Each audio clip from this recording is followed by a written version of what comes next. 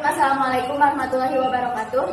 Saya Anissa Nurul Sopwa. Saya dan teman-teman saya akan mempresentasikan perkembangan bahasa tulisan dengan kegiatan membaca di kelas tinggi. Manusia dalam kehidupannya tidak terlepas dari bahasa. Manusia harus mampu menggunakan bahasa sebagai alat komunikasi. Dengan bahasa, manusia akan mudah bergaul dan mudah menyesuaikan diri dari lingkungannya. Karena bahasa sangat penting bagi kehidupan manusia. Pengertian membaca terlebih dahulu saya akan memaparkan pengertian bahasa. Bahasa secara sederhana adalah alat untuk menyampaikan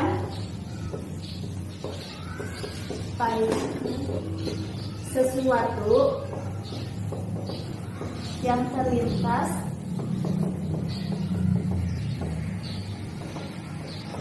dalam hati. Sedangkan menurut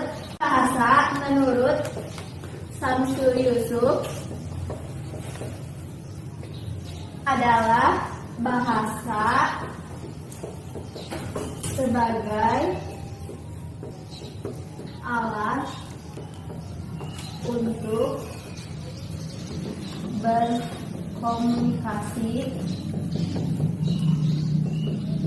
dengan orang lain. Dalam pengertian ini tercakup semua cara untuk berkomunikasi, di mana pikiran dan perasaan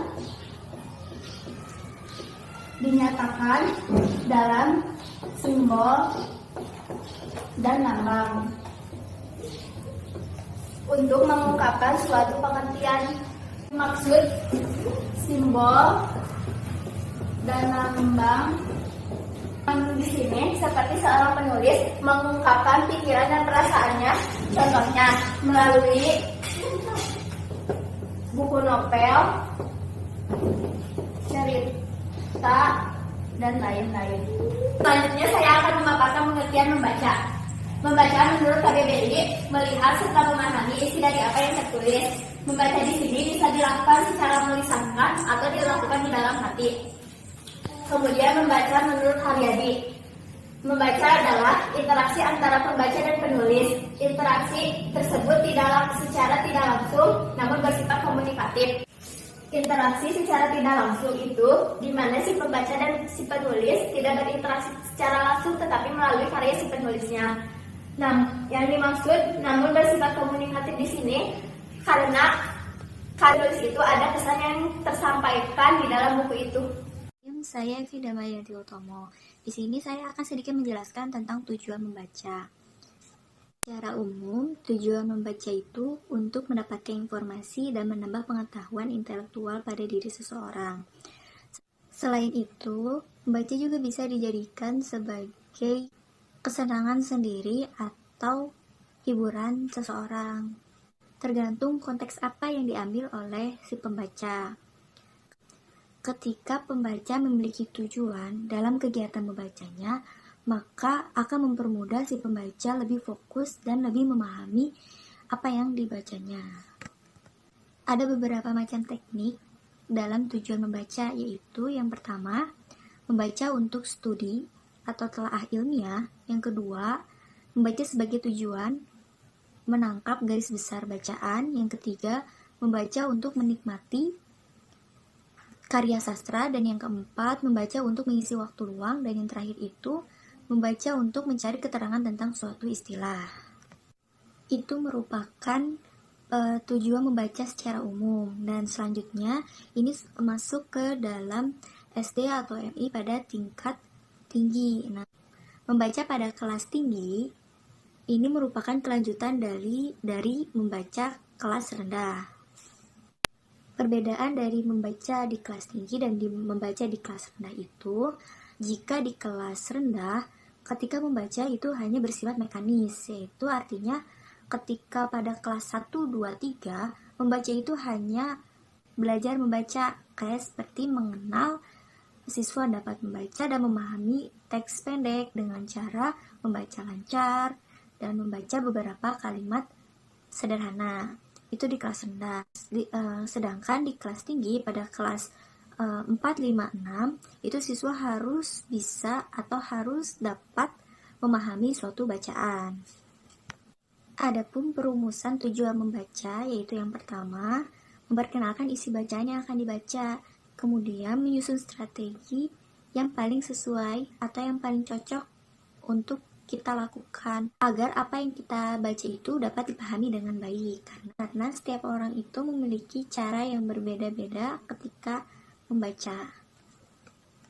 Cukup sekian yang bisa saya sampaikan tentang tujuan membaca. Materi selanjutnya akan disampaikan oleh rekan saya. Terima kasih. Saya akan melanjutkan presentasi dari teman saya. Sekarang saya akan menjelaskan tentang jenis-jenis membaca. Jenis-jenis membaca menurut Tarigan itu ada dua. Yang pertama, membaca dengan nyaring atau bersuara. Membaca dengan nyaring atau bersuara yaitu membaca dengan menyuarakan tulisan yang dibaca agar pendengar dan pembaca dapat memahami informasi. Contoh dari membaca nyaring ini biasanya saat seseorang sedang berpidato atau seseorang menyampaikan keputusan. Membaca nyaring sering digunakan oleh anak SD atau MI. Yang kedua, ada membaca dalam hati. Membaca dalam hati itu tidak bersuara, tidak menggerakkan bibir, tidak menggerakkan kepala, atau bahkan tubuh lainnya. Pembaca biasanya berkonsentrasi memahami bacaannya. Membaca dalam hati itu terbagi menjadi dua. Yang pertama ada membaca ekstensif. Membaca ekstensif yaitu membaca secara luas. Objeknya juga luas. Contohnya yaitu membaca survei. Yang kedua itu ada membaca intensif. Membaca intensif yaitu membaca secara teliti, telaah, dan seksama. Contoh dari membaca intensif yaitu ada latihan kosakata, latihan kalimat, dan dikte. Yaitu pemilihan bahan bacaan. Bahan bacaan memiliki hubungan dalam pembelajaran membaca di kelas. Jika pemilihan bahasa yang tepat akan membuat pengajaran dan pembelajaran menjadi kegiatan yang bermanfaat serta menciptakan lingkungan yang efektif, efisien, dan bermakna. Nah, guru adalah kunci keberhasilan dari pembelajaran siswanya dalam belajar membaca. Guru berperan penting dalam mencegah kesulitan membaca untuk para muridnya. Jika dalam pemilihan bahan bacaan yang tidak sesuai dengan tingkatannya, maka siswa akan mengalami kesulitan dalam belajar membaca. Pemilihan bahan bacaan bisa diperhatikan dari struktur bacaannya. Nah, kombinasi kosakata yang terkait di dalamnya itu yaitu adalah keterampilan, fungsi, dan sebagainya. Untuk faktor-faktor lain, yakni terkait dengan pemilihan bacaan itu bisa berupa teks dan isi pembaca kontennya, yaitu harus relevansi dan kosakatanya juga harus relevan. Assalamualaikum warahmatullahi wabarakatuh. Nama saya Elanda Ulia Fazila. Di sini saya akan melanjutkan pembahasan yang sudah dibahas oleh teman-teman saya sebelumnya. Saya akan membahas mengenai model-model membaca di kelas tinggi.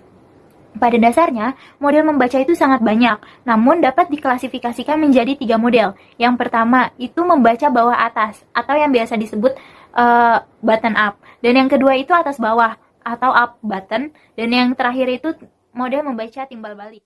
Pertama-tama saya akan membahas mengenai model membaca bawah atas. Nah, langkah-langkah pembelajaran jenis model membaca bawah atas dikonsep secara sederhana, yaitu sebagai berikut. Yang pertama, mata melihat pada teks. Kemudian, teks itu dibaca dengan tingkat konsentrasi yang sangat baik, karena terdapat pengetahuan yang baru. Selanjutnya, huruf-huruf dapat diidentifikasikan. Lalu, mengenali kata-kata yang ada di dalam teks. Nah, kata-kata tersebut dikelompokkan ke dalam kelas gramatikal dan struktur kalimat. Selanjutnya, kalimat tersebut akan memberikan makna. Nah, rangsangan dari morfem, kata, kalimat dalam teks dicermati, kemudian dikirim ke otak, diolah ke tahap selanjutnya, kemudian makna tersebut akan mengacu pada pemikiran. Yang terakhir ini, pembaca dapat memahami atau bisa kita sebut pemahaman. Pemahaman dari bacaan yang dibaca berdasarkan informasi yang terkandung dalam teks bacaan, menjadikan kompetensi kognitif baru serta kompetensi yang dimilikinya akan meningkat. Nah, berdasarkan konsep-konsep tersebut, jelaslah bahwa proses button up atau model membaca atas bawah ini merupakan proses membaca yang dimulai dari data yang berupa huruf-huruf, kata-kata, kalimat-kalimat yang mengandung arti. Ada pula kelebihan dan kelemahan dari model membaca button up, yaitu sebagai berikut. Kelebihan model membaca bawah atas, antara lain model ini sangat bermanfaat bagi golongan membaca yang lemah dalam bahasa pertama dan bahasa kedua. Yang kedua, model ini lebih mengembangkan makna dan tidak pada penguasaan makna. Selanjutnya, kelemahan dari membaca bawah atas atau button up. Nah, model ini lebih memfokuskan tahap perkataan bagi teks daripada makna secara global. Kita lanjut ke pembahasan kedua mengenai model membaca atas bawah atau up button. Langkah-langkah pembelajaran jenis model atas bawah dan proses membaca metode atas bawah yaitu sebagai berikut. Otak membaca mengendalikan makna untuk melihat atau membaca lambang-lambang penafsiran grafis seperlunya aja, sesuai dengan yang dibutuhkan. Selanjutnya, rangsangan yang berupa lambang-lambang grafis yang telah dipilih dan diteruskan oleh syaraf mata ke otak. Nah, pembaca memberi penafsiran atau pemahaman bacaan yang dibaca berdasarkan kompetensi kognitif dan kompetensi bahasa yang dimilikinya. Inti dari model membaca atas bawah adalah pembaca memulai proses pemahaman teks dari tataran yang lebih tinggi. Pembaca memulai tahapan membacanya dengan membaca prediksi-prediksi, hipotesis-hipotesis, dugaan-dugaan yang berkenan dengan apa yang mungkin ada di dalam bacaan tersebut, bermodalkan pengetahuan tentang isi dan bahasa yang dimilikinya. Adapun kelebihan dari membaca atas bawah atau up button ini, yaitu di dalam model ini skemata lebih berperan dibandingkan informasi grafis yang ada pada teks. Selanjutnya, pembaca akan mudah dan cepat menyelesaikan bacaannya. Dan yang ketiga, pengetahuan yang sebelumnya dimiliki akan semakin kokoh menekan pada memori pembaca tersebut. Dan gampangnya pembaca menganalisis dan bila informasi yang lama yang sudah dibaca berbeda makna. Pembaca juga akan cepat mengkritisi dengan logika dan pengetahuannya, serta ia akan mencari kesimpulannya. Selain kelebihan, ada juga kekurangannya yang dimiliki dari model membaca atas bawah, yaitu model ini lebih mementingkan pemahaman teks dibandingkan dengan penguasaan bahasa. Selanjutnya, kemampuan mengingat setiap orang berbeda, dan bila kemampuan mengingat seseorang lemah, maka informasi yang diperoleh sebelum membaca akan hilang dengan sendirinya. Selanjutnya, karena kemampuan mengingat yang lemah, maka pembaca akan kembali menganalisis ulang informasi yang dibacanya informasi yang dibacanya sekarang, dan apabila ini terjadi, maka akan mengubah konsep MMAB menjadi MMBA atau error metode. Selanjutnya, tingkat ketelitian metode MMAB cenderung rendah karena membaca MMAB akan cepat membaca teksnya. Hal ini disebabkan anggapan bahwa dia sudah pernah mendapatkan informasi yang sama dengan bacaan yang akan dibaca seperti itu. Sekarang kita masuk ke pembahasan terakhir, yaitu di mana pembahasan mengenai model membaca timbal balik. Proses model membaca timbal balik ini secara sederhana dikonsepkan sebagai berikut. Mata melihat pada lalu teks bacaan dibaca dengan membandingkan teks model membaca bawah atas dan model membaca atas bawah. Selanjutnya, kata-kata yang kita kenal, kemudian kita coba memaknai kata tersebut. Jika kita tidak dapat memaknai kata per kata, maka kita coba memaknai berdasarkan kalimatnya. Kemudian, cari hubungan antara MMAB dan MMBA untuk membuat sebuah hubungan timbal balik antara kedua teks sebelumnya. Selanjutnya, pembaca akan memahami dari bacaan yang dibaca dan menarik sebuah hasil kesepakatan pemahaman berdasarkan bacaan yang telah dibaca. Ada pula tokoh yang merancang MMTB adalah teoris Rumelhart pada tahun 1977.